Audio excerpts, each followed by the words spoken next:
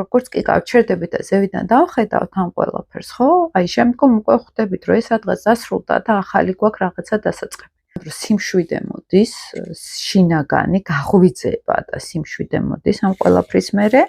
გაღვიძების შემდგომ უკვე ჩვენ გვეწყება ის, რომ რაღაც ახალი უნდა შევქმნათ. ახლა გამოსვლის ციკლი აქვს, ხოშიც რუკაში ჩანს ეს ვისა, გამოსვლის ციკლი უკვე დასასრული ციკლი ან დაწყება ან შუა ფაზა, მაგალითად ესე ჩანს ხოლმე კარმულ ასტროლოგიაში და შევერაღებელი თვალითაც ჩანს ხოლმე, ვის აქ გავლილი უკვე ეს ეტაპი, ვის გასავლელი აქვს, ვინ გადის ამ პროცესს, ხო? ზოგჯერ არის ბოლო შტრიხები, რო არის ინკარნაცია, კარმული ასტროლოგიით, რო აი ბოლო შტრიხები არის, როცა უნდა გაიღვიძოს უკვე ადამიანმა, მანამდე რაღაც ბევრი დანაკარგია კიდე გასავლელი, რომ საბოლოოდ გაიღვიძოს, აი ეს ეზოთერული ტერმინი. ეხლა, როცა ამ დიდი სურათიდან შემოვდივართ უკვე, მოდით ესე ვთქვათ, დედამიწრველში, დედამიწაზე როგორ ხდება?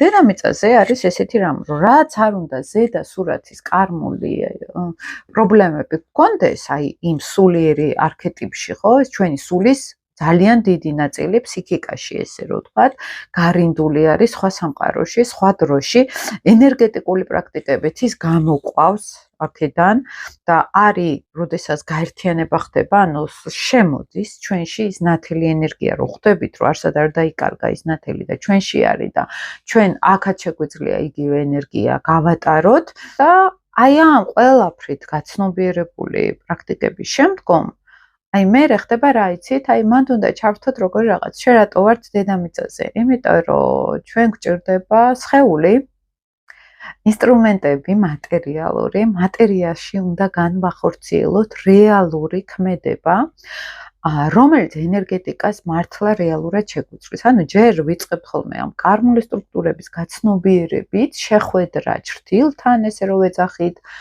ემოციური შეხვედრა ამ ენერგიებთან გაცნობიერება, მაგრამ ამავე დროს ჩვენ თუ ქმედებებს არ ჩავრთავთ სწორს, რაც არ უნდა მედიტაციაში იყოს ვიღაც მოდის და ისევ იგივეს აკეთებს, რასაც აკეთებდა მთელი ცხოვრება, ან აკეთებდა წინა ცხოვრებები კარმულ ასტროლოგიით თუ შევხედავთ, ან იტყუება საკუთარ თავთან მაგალითად.